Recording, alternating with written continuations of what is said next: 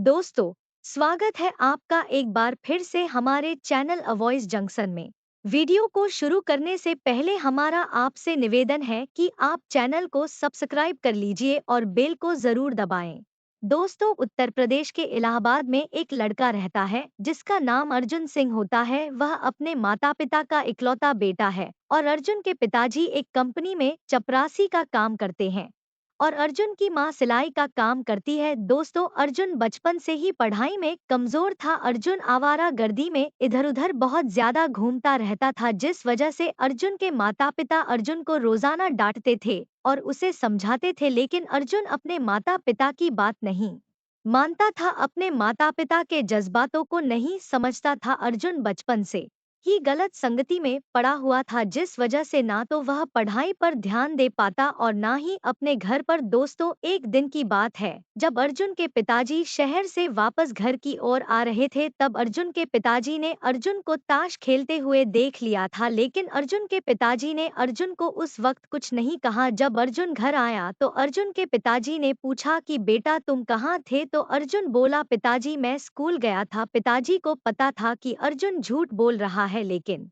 फिर भी अर्जुन के पिताजी ने अर्जुन को कहा कि सच बताओ तुम कहाँ थे। तो अर्जुन फिर से बोला कि पिताजी सच में मेरा यकीन मानो मैं स्कूल में था। अब अर्जुन के पिताजी ने जब यह झूठ सुना तो उनके भी पैरों तले जमीन खिसक गई। अर्जुन के पिताजी अपने मन में सोच रहे थे कि क्या मैंने अपने बेटे को यह संस्कार दिए हैं कि वह अपने बाप से ही झूठ बोले। अर्जुन उस वक्त सिर्फ 15 साल का था और वह कक्षा 10वीं में पढ़ता था। दोस्तों, फिर अर्जुन के पिताजी बोलते कि बेटा तुम क्यों झूठ बोल रहे हो, तुम सच बोलो। मुझे पता है तुम स्कूल नहीं गए थे, तुम स्कूल के पीछे वाले मैदान में अपने कुछ दोस्तों के साथ ताश खेल रहे थे। मैंने सब देख लिया था, लेकिन उस वक्त वहां इसलिए नहीं आया क्योंकि तुम्हारे दोस्तों के सामने मैं तुम्हें डांटना नहीं चाहता था। तब अर्जुन अपने पिताजी से माफी मांगता है और बोलता है कि पिताजी मुझे माफ कर दो, मैंने आपसे झूठ बोला था, मैं स्कूल नहीं गया था, मैं स्कूल के पीछे वाले मैदान में अपने दोस्तों के साथ ताश खेल रहा था। तब अर्जुन के पिताजी अर्जुन को बहुत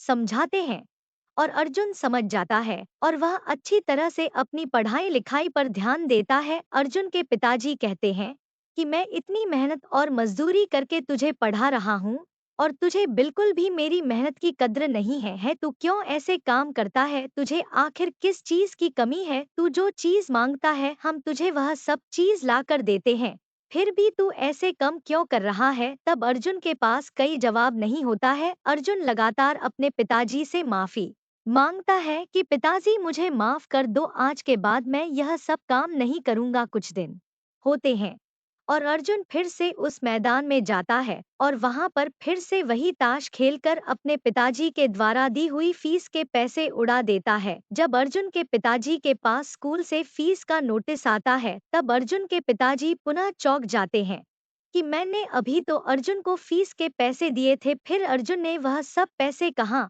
खर्च कर दिए। जब अर्जुन स्कूल से वापस आता है तो पिताजी पूछते हैं कि बेटा मैंने तुम्हें फीस के पैसे दिए थे, वह तुमने कहाँ खर्च किए। तो अर्जुन फिर से झूठ बोलता है। अर्जुन बोलता है कि पापा उन पैसों से तो मैंने फीस जमा करवा दी है, अब मेरे पास एक भी रुपया नहीं है। तो पिताजी बोलते हैं कि जब तुमने फीस जमा करवा दी है तो तुम्हारे स्कूल से मुझे फीस जमा करवाने का नोटिस वापस क्यों आया है। तो अर्जुन बोलता है कि पिताजी शायद उन्होंने गलती से भेज दिया होगा। अर्जुन के पिताजी अगले दिन स्कूल जाते हैं और स्कूल के प्रधानाचार्य से बात करते हैं। तब स्कूल के प्रधानाचार्य बताते हैं कि मुझे तो अर्जुन ने अभी तक फीस लाकर नहीं दी और अर्जुन लगभग एक सप्ताह से स्कूल भी नहीं आ रहा है। तब पिताजी का दिमाग वापस घूम जाता है कि आखिर अर्जुन कर क्या रहा है और वह करना क्या चाहता है। दूसरे दिन जब अर्जुन स्कूल के लिए निकलता है तो उसके पिताजी अर्जुन का पीछा करते हैं और देखते हैं कि अर्जुन कहाँ जा रहा है। वो उसी मैदान में जा रहा था जिस मैदान में वो ताश खेलता था। उसके पिताजी अर्जुन को मैदान से पकड़कर घर लाते हैं और उसके बाद बहुत मारते हैं और अर्जुन को समझाते हैं कि आखिर तू यह सब क्यों कर रहा है, यह सब काम छोड़ क्यों नहीं देता है। तब अर्जुन बोलता है कि पिताजी मुझे इस चीज की आदत लग गई है और मुझसे यह सब चीज अब नहीं छूटेगी। फिर अर्जुन के पिताजी को गुस्सा आता है और अर्जुन के पिताजी अर्जुन को धक्के मारकर घर से बाहर निकाल देते हैं और बोलते हैं कि आज के बाद अगर तू इस घर की दहलीज पर चढ़ा तो मेरा मरा हुआ मुंह देखेगा, आज के बाद इस घर की दहलीज पर मत आना। तो अर्जुन की माँ बोलती है कि आप यह क्या बोल रहे हो, वह हमारा इकलौता बेटा है, हमें बुढ़ापे में संभालने वाला वही होगा, तुम इसे घर से बाहर क्यों निकाल रहे हो। तो अर्जुन के पिताजी बोलते हैं कि हमें ऐसा बेटा नहीं चाहिए जो अपने माँ बाप के कमाए हुए पैसों का दुरुपयोग करे, अपने माँ बाप के सपने, अपने माँ बाप की उम्मीदों को तोड़े। फिर अर्जुन अपने माता और पिता दोनों से बहुत माफी मांगता है, लेकिन फिर भी अर्जुन के पिताजी अर्जुन को माफ नहीं करते हैं। अर्जुन अपने द्वारा उठाए जा रहे गलत कदमों के कारण घर से हमेशा हमेशा के लिए चला जाता है। जब अर्जुन दूसरे शहर में जाकर रहने लगता है, अब अर्जुन सिर्फ 15 साल का था और अर्जुन बनारस के एक अनाथ आश्रम में आकर रहने लगता है। जब अनाथ आश्रम में अर्जुन के ऊपर अत्याचार हो रहे थे, तब अर्जुन सोचता है कि मैं ऐसे अपने जीवन को नहीं गुजार पाऊंगा। अर्जुन अब बहुत ही पछताता है कि काश मैं अपने माँ बाप की बात मान लेता तो आज मुझे यह सब दिन नहीं देखना पड़ता। अर्जुन बहुत रोता है क्योंकि अर्जुन के ऊपर अनाथ आश्रम में बहुत अत्याचार हो रहा था। कभी वहाँ के जो मैनेजर थे वह अर्जुन को मारते थे, कभी वहाँ के बड़े बच्चे जो रहते थे वह अर्जुन को मारते थे। फिर अर्जुन सोचता है कि मुझे अब कुछ करना पड़ेगा क्योंकि इस तरह मैं अपना जीवन नहीं जी सकता हूँ। अब चूंकि अर्जुन के पास पढ़ाई करने के अलावा और कुछ चारा भी नहीं था, क्योंकि अर्जुन को यह तो पता था कि जब तक मैं कुछ बन नहीं जाऊंगा तब तक मुझे मेरे जीवन में अब मेरे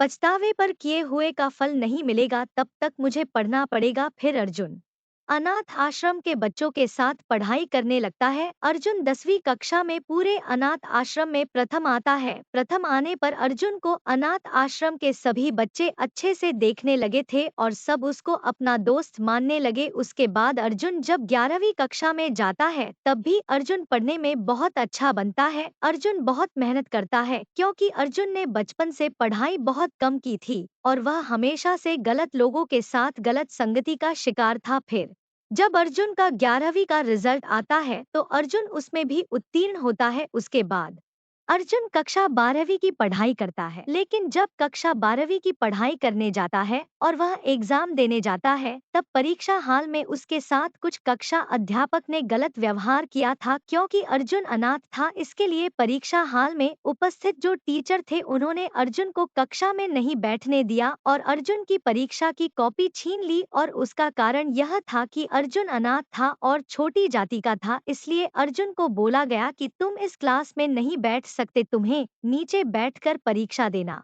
पड़ेगी। जब अर्जुन के साथ इस तरह का भेदभाव हुआ और उसने जब अनाथ आश्रम के प्रधानाचार्य को आकर बताया तो वह बोले कि बेटा हम इस मामले में कुछ नहीं कर सकते, हम बहुत छोटे लोग हैं, अगर हम उनके खिलाफ आवाज उठाने जाएंगे तो हो सकता है कि हमारी इस आवाज उठाने की वजह से कहीं वह तुम्हारी परीक्षा में उपस्थित न होने दे और तुम्हें परीक्षा में फेल कर दे। तब यह सोचकर अर्जुन बहुत रोने लगता है। फिर अर्जुन सोचता है कि मुझे अब बदला लेना पड़ेगा मेरे अपमान का। तब अर्जुन यूपीएससी की तैयारी करने लग जाता है, क्योंकि अर्जुन को प्रधानाचार्य कहते हैं कि अगर तुम्हें वर्षों से चली आ रही इस प्रथा को रोकना है तो तुम्हें बड़ा ऑफिसर बनना पड़ेगा। क्योंकि अर्जुन तुम सिर्फ अकेले नहीं हो, तुम्हारे जैसे ना जाने कितने बच्चे हैं इस देश में जिनके साथ अनाथ और छोटी जाति होने का भेदभाव किया जाता है। फिर अर्जुन को समझ आ जाता है और अर्जुन उन प्रधानाचार्य के बताए हुए मार्ग पर चलने लगता है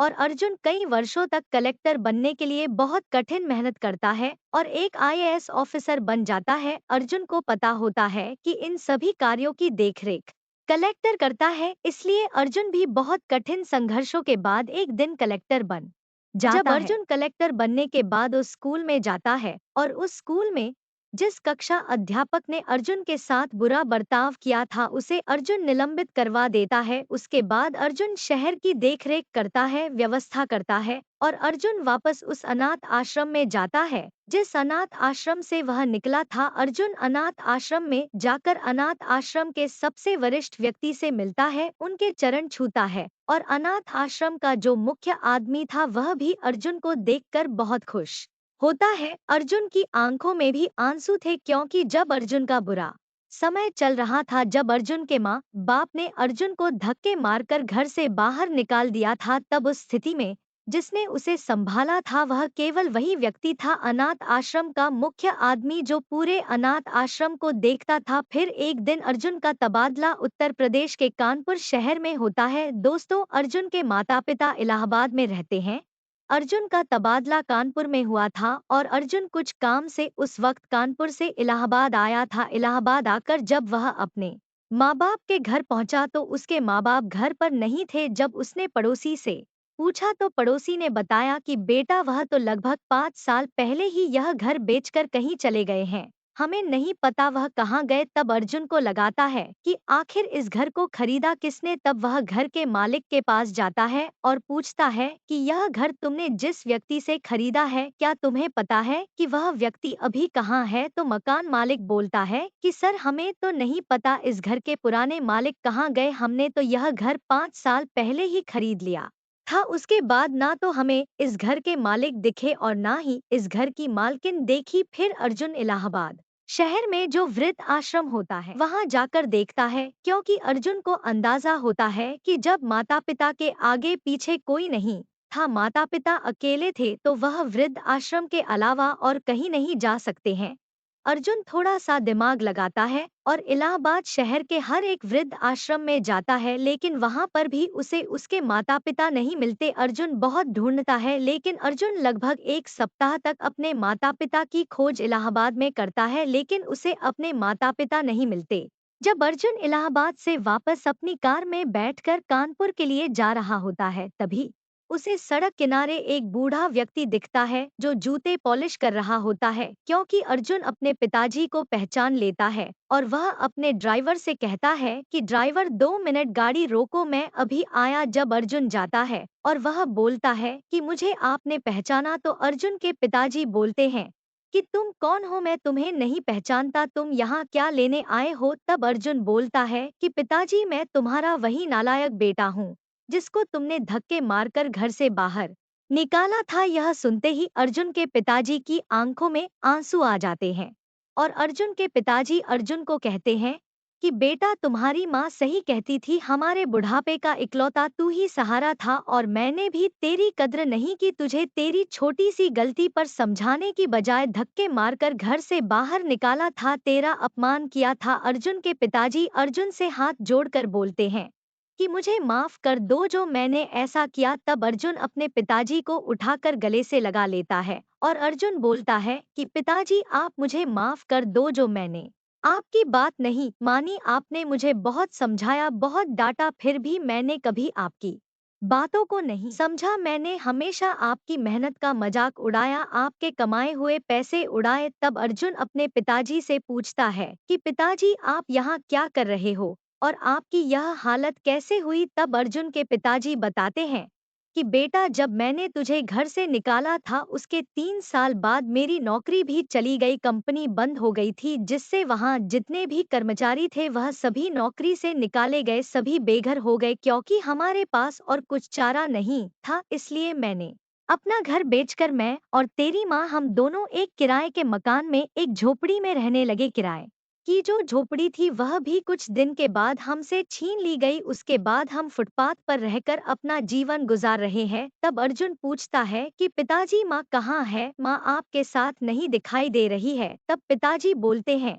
कि बेटा तुम्हारी माँ का तो देहांत हो गया है। इस बात को सुनकर अर्जुन फूट फूट कर रोने लगता है। फिर अर्जुन के पिता बताते हैं कि तुम्हारी माँ को कैंसर हो गया था और मेरे पास इतने पैसे नहीं थे कि मैं तुम्हारी माँ का इलाज करवा सकूं, मैंने जितना हो सका उतना इलाज करवाया, लेकिन मैं फिर भी तुम्हारी माँ को नहीं बचा पाया। मैं अपने जीवन का एक सबसे असफल इंसान हूँ जो ना तो अपने बेटे को संभाल पाया और ना ही अपनी पत्नी को संभाल पाया। यह कहकर अर्जुन के पिताजी फूट फूट कर रोते हैं।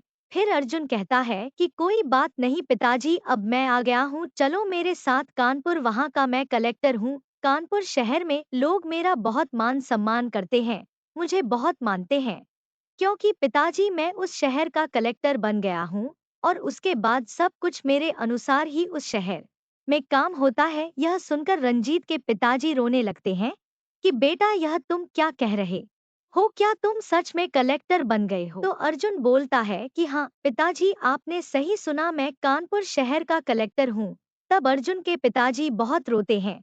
अर्जुन पिताजी से बोलता है कि पिताजी रोना बंद कीजिए और आप मेरे साथ चलिए, मैं आपको एक नया जीवन दूंगा। तब अर्जुन अपने पिताजी को लेकर कानपुर आ जाता है और वह पिताजी को अपने सरकारी आवास में रखता है। पिताजी बहुत खुश होते हैं।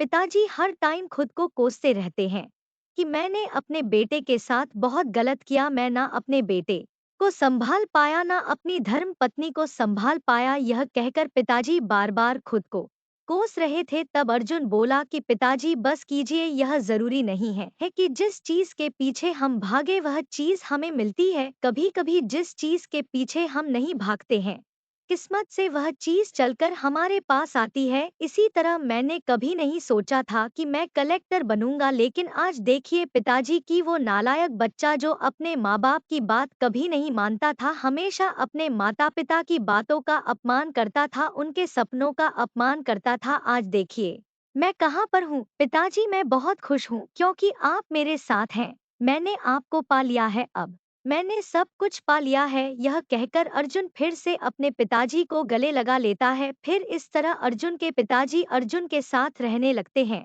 कुछ समय बाद अर्जुन के पिता एक अच्छी सी लड़की ढूंढकर अर्जुन की शादी करा देते हैं और तीनों लोग हंसी खुशी रहने लगते हैं। तो दोस्तों, यह थी आज की कहानी। आप लोगों को कहानी कैसी लगी कमेंट बॉक्स में बता देना। वीडियो अगर अच्छी लगी तो वीडियो को लाइक और चैनल को सब्सक्राइब जरूर करें। धन्यवाद।